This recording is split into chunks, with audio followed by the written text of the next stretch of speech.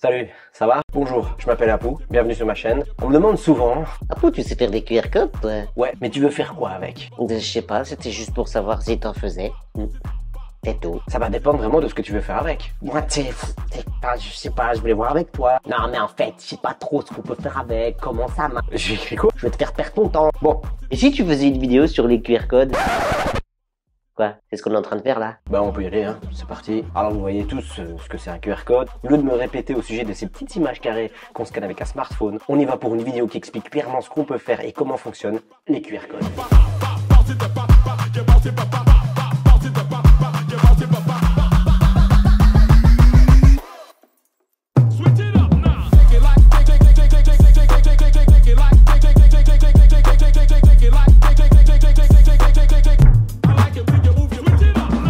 Voilà, je me rends compte vraiment que personne ne sait vraiment à quoi ça sert un QR code, comment ça marche et depuis quand ça date. Et vous allez être choqués. On va voir ensemble, sans trop entrer dans les détails, parce que, comme le dit un sage dans Matrix...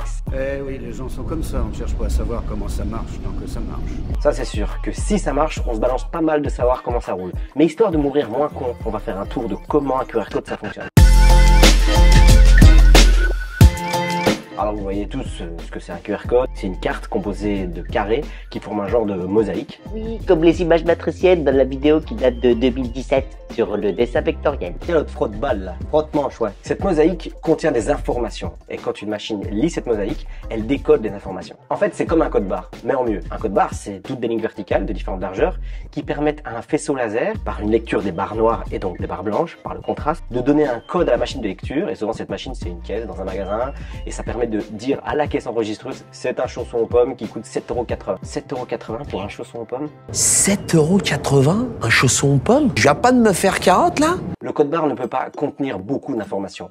Il est en une dimension sur l'axe des X et donc juste sur la largeur. Si on rajoute une dimension sur l'axe des Y, on rajoute une douille d'informations. C'est pour ça que pendant un temps, le QR code s'est appelé le code barre 2D. Mais c'est beaucoup plus complexe que ça. C'est pas juste des codes barres empilés, c'est vraiment plus chaud. Et en fait, non, pas tant que ça. Regardez ce QR code. Pour vous, ça peut rien dire. Mais déjà, si je vous dis que chaque point, une information, c'est un 1 ou un 0. Les blancs, c'est 0 et les noirs, c'est 1. Ouais, blanc.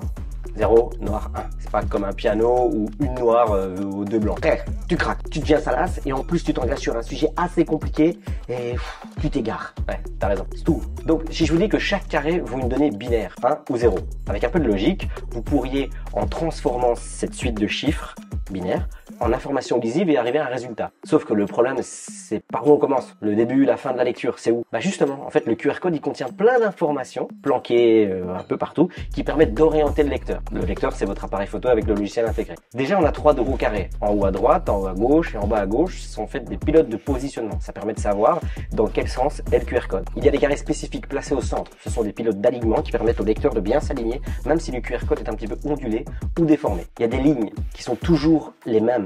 Vous pouvez vérifier vous-même dans tous les QR codes que vous croisez, c'est toujours le cas. Ces lignes qui relient les coins intérieurs des pilotes de positionnement sont des lignes qui sont toujours en alternance. Blanc, noir, blanc, noir, blanc, noir. Allez-y, prenez un QR code au hasard et vous verrez. Ces lignes sont toujours 1, 0, 1, 0, 1, 0, 1, 0. Ça sert à dire rapidement au lecteur quelle est la taille des carrés de lecture. Comme ça, il ne prend pas 4 carrés noirs pour un seul carré. Donc une info au lieu de 4. Ça permet vraiment de lui dire les carrés auront cette taille-là. Tout ça permet d'optimiser la lecture par l'appareil et de donner très vite une réponse. Très vite. Et si vous traduisez réponse rapide, en anglais, ça donne Quick Response. Attention, monsieur parle anglais. Wouh.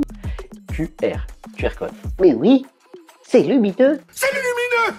Il faut être complètement con pour ne pas s'en apercevoir. Les QR codes ne sont pas infaillibles et même la caméra ou par rapport à des conditions de lecture quand il fait sombre ne sont pas au top.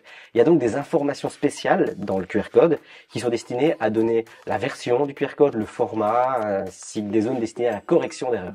En gros, tout est configuré pour aller très vite. Le but n'est pas la quantité d'informations, même s'il y en a beaucoup, mais bien la rapidité de réponse. Après, il y a des QR codes plus grands que d'autres avec plus de données, mais encore une fois, le but c'est pas de stocker un livre complet, mais bien de donner des informations rapidement à la machine pour qu'elle décode et qu'elle affiche tout aussi rapidement les résultats. En fait, c'est un peu comme si dans la vie, plus on vous donne d'informations préalables, plus la tâche à effectuer est facile et rapide. Par exemple, si je dois vous donner un truc à aller chercher dans une pièce, je vous dis, c'est la 3e porte. Attention, la serrure, c'est dans le sens des aiguilles d'une montre que tu dois tourner la clé. Tu entres, tu allumes avec l'interrupteur qui est à gauche, à la hauteur de ton genou. Tu prends le 2e livre dans la 2e étagère en partant de la gauche, c'est la 4e colonne, 2e rangée, et tu me donnes la couleur. Ça ira super vite. Beaucoup plus vite que si je vous dis, il y a un livre Spirou à la cave, tu vas me donner sa couleur? Ouya, tes exemples sont encore plus compliqués que tes explications. Ouais, c'est vrai. Bref, le QR code, c'est un motif à 2 couleurs pour donner une réponse rapide, lisible par une machine et qui demande 0 énergie et qui donc peut être imprimé sur une feuille de papier. Et d'ailleurs, le QR code, ça date de quand? Parce que pour savoir où ce qu'on va, faut savoir d'où ce qu'on vient. Où ce qu'on va? Où ce qu'on va? C'est quoi son histoire? Hein? Vous voulez que je vous raconte? Je vous raconte cette histoire. Le QR code a été inventé en 1994 au Japon par un cadre de l'entreprise Denso Wave. Il s'appelle Masahiro Hara. Je le cite le gars parce qu'en fait il mérite. Pour optimiser l'organisation des pièces détachées dans les usines Toyota. Il a été rendu public sous licence libre en 1999. Ça veut dire qu'il n'y avait plus de limitation quant à sa création, à son utilisation à partir de cette grande année qui était 1999.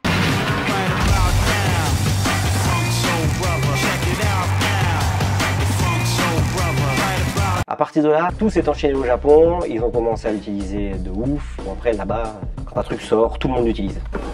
C'est une autre culture. Il a commencé à arriver de notre côté, pas longtemps après. Il était assez discret. On le retrouve sur des pièces informatiques. Genre, je pense que si vous ouvrez une PlayStation, il doit y avoir des QR codes un peu partout. Ouais, c'est clair, les mecs vont démonter leur PlayStation. Faut encore qu'il y ait, hein. Démontez pas votre console. N'écoutez pas toutes ces conneries. Enfin, c'est pas vraiment des QR codes, plutôt des petits, des bébés QR codes, ce qu'on appelle des data matrix. Matrix, sorti en 99. La matrice est un système, Néo. Et ce système est notre ennemi. Un complot. En gros, c'est pas encore vraiment utilisé par le grand public. Ça reste dans l'industrie pour faire tourner des machines toutes seules, qu'on n'ait pas à s'en occuper, qu'elles soient autonomes dans un monde de machines où elles n'ont plus besoin de nous. Qu'est-ce que la matrice?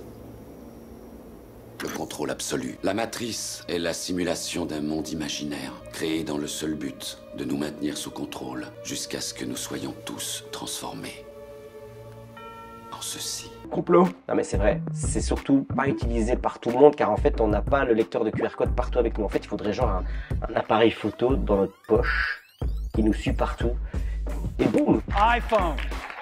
Fin des années 2000, apparition des smartphones qui ont tous un appareil photo, mais non. Faudra encore attendre un petit peu.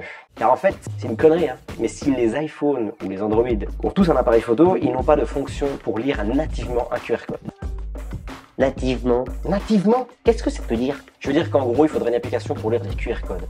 Parce que l'appareil photo, l'application native qu'il y a dans le smartphone, de l'époque ne sait pas encore lire des QR codes. Il faudra attendre 10 ans avant que la démocratisation des smartphones et l'arrivée d'Android 8 et d'iOS 11 en 2017 pour pouvoir lire des QR codes sans application supplémentaire. Et donc passer simplement comme on fait maintenant avec l'appareil photo. D'ailleurs en 2009 j'avais fait des cartes de visite avec un QR code qui contenait ma carte de visite. Mais en fait j'avais dû noter un petit mot en dessous pour dire faut télécharger une application pour lire du QR code. C'est pas pratique. Ouais, c'est vrai. Je me rappelle, le temps qu'on aille télécharger l'application Mobile Tag pour le lire, on avait plus vite fait de rentrer ton nom directement dans notre téléphone. Mais bon, on voulait faire le malin avec son QR code sur ses cartes de visite. Moi je les avais vus ces cartes de visite, je les avais essayées, c'était marrant, enfin je trouve. Petit à petit, les QR codes ont commencé à apparaître de manière assez habituelle dans notre quotidien, sur des affiches, pour des événements, dans la communication corporate de certaines marques, et aussi dans le milieu bancaire pour faire des paiements plus facilement. D'ailleurs, on dit toujours que pour les 5 € que tu me dois, c'est ce que tu sais me faire un QR code. Ouais, d'ailleurs, ils sont où mes 5 €? Dans du fric, toi. Mais le moment où le QR code est devenu vraiment un élément à part entière de notre vie quotidienne, c'est en 2020, quand la pandémie du Covid-19 est apparue. La règle étant devenue le non-contact, là, on a bouffé du QR code à toutes les sauces. Surtout dans les restos. Et vous avez vu le jeu de mots avec la sauce et resto? Ouais, ben justement, les jeux de mots, tout ça, laisse ça en professionnel, frérot. Et surtout pour le fameux Covid Safety Kit qui assurait qu'on n'était pas contaminé ou du moins vacciné et qu'on n'avait pas le Covid. Là, c'était la fiesta. Des QR codes pour tout. Pour les menus des restaurants, pour les bars, pour les paiements, même les bancs contacts, afficher des QR codes sur l'écran pour qu'il n'y ait plus de contact. Pour la lutte contre le Covid-19, c'était un signe de protection, ça a été utilisé à mort dans les hôpitaux. Aussi dans les musées, pour permettre de limiter un max les papiers et les contacts et faciliter l'accès aux infos via les téléphones. Bref, on a perfectionné son utilisation et sa gestion en seulement quelques mois, beaucoup plus que les 5 dernières années. La fin justifie les moyens, frère. Et depuis, le QR code est devenu un outil ultra pratique et utilisé pour plein de trucs. Il y a même des gens qui se sont fait tatouer un QR code pour je ne sais quelle raison. Ouais, bah, en tout cas, toi, n'essaie pas, parce qu'avec ton bronzage, on verra rien. T'as flingué. Les gars, vous êtes aussi bronzés que moi. Hein? Pas faux. C'est pas possible, ces deux-là. Et d'ailleurs, toutes ces utilités, c'est quoi? Qu'est-ce qu'on peut faire avec un QR code? En d'autres mots, à quoi ça sert? Alors, le QR code, ça peut servir à plein de trucs. Sachant qu'un QR code peut contenir des informations, des données et que ces informations sont uniquement lisibles et exploitables par des machines, téléphones, qui nous renvoient vers ces infos. Les utilisations sont nombreuses. Vraiment, il y a de quoi faire. Hein. Comment on va faire? On fait une liste et on l'explique en vitesse ou je vais dans le détail Ouais, sinon on va y passer la nuit. Alors d'abord, de manière générale, et je dis bien de manière générale parce qu'il y a plusieurs types de QR code, on peut accéder à des pages web. C'est un principe bien connu et qui je pense est le plus utilisé. C'est de nous renvoyer vers des pages web. Ça peut être des pages avec du contenu, comme un mode d'emploi ou un menu de resto. Bref, un grand classique, il faut juste s'assurer de 2-3 trucs, genre le lien dans le QR code ne doit pas disparaître, la page ne doit pas partir, ne doit pas être effacée, et il faut une connexion internet pour accéder à la page. Je vous en tape un ici, qui va vers mon Skyblock. Enfin non, je vais pas le mettre, sinon vous allez arrêter de regarder la vidéo. Je vous le tape à la fin. On peut aussi utiliser le QR code pour lancer un appel téléphonique ou envoyer un message. Vous scannez simplement le QR code et directement ça vous propose d'appeler ou d'envoyer un message. C'est très pratique parce que ça ne demande pas de connexion internet. Moi je vais pas le taper parce que sinon je vais recevoir des appels pour rien dire. De toute façon, tu réponds jamais. On peut scanner des QR codes pour lancer directement l'application email avec le mail de la personne, le sujet et le contenu. C'est très pratique. Il faut quand même une connexion internet pour envoyer un mail. Hein. Frérot, arrête de prendre les gens pour des cons. Un QR code peut aussi contenir une V-carte. Donc en gros une carte de visite digitale, c'est une fiche. Vous voyez les contacts dans votre smartphone, ils ont un nom, prénom, téléphone, email, etc. Et ben un QR code de ce type, vous pouvez stocker facilement toutes ces informations. Et dès qu'on le scanne, le téléphone va vous proposer d'ajouter la fiche de contact directement en un clic, pack, et le contact sera dans le répertoire. C'est bien plus pratique, écologique qu'une carte de visite qui sert à rien. Et encore une fois, il n'y a pas besoin de connexion internet. Vous scannez, ça se rajoute. On peut stocker un événement dans un QR code. On le scanne et l'événement s'ajoute à votre calendrier. Genre vous pouvez créer un QR code avec votre date d'anniversaire et ça se tape dans l'agenda du smartphone. C'est moins pratique, mais bon, voilà. On peut stocker des coordonnées géographiques. Alors vous allez dire, ouais, à quoi ça peut servir? Ce sont des coordonnées, latitude, longitude. Par exemple, un simple établissement qui a une adresse qui n'est pas super accessible avec un GPS. Genre, le GPS se trompe et vous envoie ailleurs. Vous donnez le QR code, tac, c'est parti, la personne vient chez vous ou dans votre établissement. Ça peut aussi servir à se connecter à un réseau Wi-Fi. En fait, c'est pas de la rigolade parce que les réseaux Wi-Fi maintenant, les mots de passe, c'est ouf. Et au moins, avec ce genre de QR code, vous scannez et c'est parti. Il y en a beaucoup sur les box actuellement. Vous arrivez, vous scannez, vous êtes connecté, c'est bon. Et d'ailleurs, vous voyez même pas le mot de passe. En fait. Et là, vous n'avez pas besoin de connexion internet. Frère, c'est logique. Ouais, c'est un peu logique avoir besoin d'une connexion internet pour se connecter à internet, pas sorti de l'auberge. Pour les paiements, on connaît tous, alors ça c'est super pratique, car on peut sans souci effectuer un paiement juste en scannant, on valide, c'est fait, et on n'a plus de thunes. C'est pratique car ça vous évite de devoir rentrer le nom, le numéro de compte, la communication structurée, même le montant, et en plus on les retrouve sur les factures. Vous scannez, c'est parti. Frère, oublie pas, tu me donnes toujours 5 balles.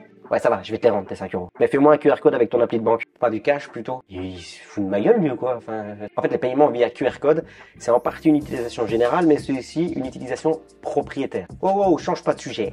Quand même. C'est quoi utilisation propriétaire? De quoi tu parles? Alors, utilisation propriétaire, je veux dire que ce sont des QR codes qui fonctionnent que dans certains contextes. Par exemple, les QR codes de paiement ne sont pas toujours utilisables entre toutes les banques. C'est rare, mais ça arrive. Quand ça bloque, c'est que c'est un QR code propriétaire. Et quand je dis que ça bloque, c'est que le QR code ne marche pas.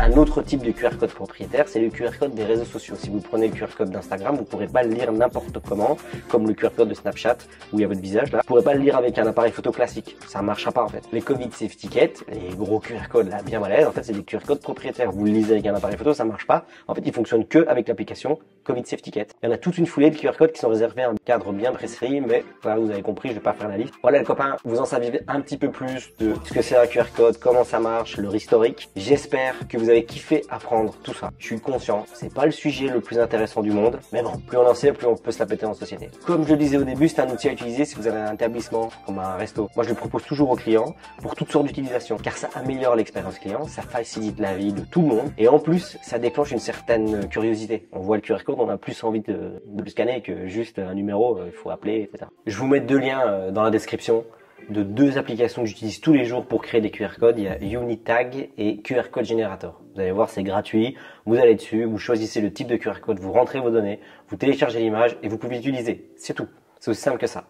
petite page de publicité. On va faire mieux cette fois-ci. Si tu veux te la foutre ta publicité dans ton QR code de mon Facebook, de mon Instagram, de mon Twitter et de TikTok. Et là, je vous en tape un gros balèze pour vous abonner à ma chaîne. Parce qu'on est bien là. Entre abonnés. On n'est pas bien. Allez, venez, on est bien. On est abonnés, on est ensemble. Rentrez, vous arrêtez pas. Mec, ça fait un peu secte. Arrête ça tout de suite. Les copines, les copains, merci d'avoir regardé cette vidéo. Et comme d'hab, n'oubliez pas d'être heureux. Salut! Et merci d'avoir regardé cette vidéo, parce qu'on s'est bien amusé. Hein. Moi, en tout cas, je me suis bien amusé. Pas vous? Il n'y a plus personne.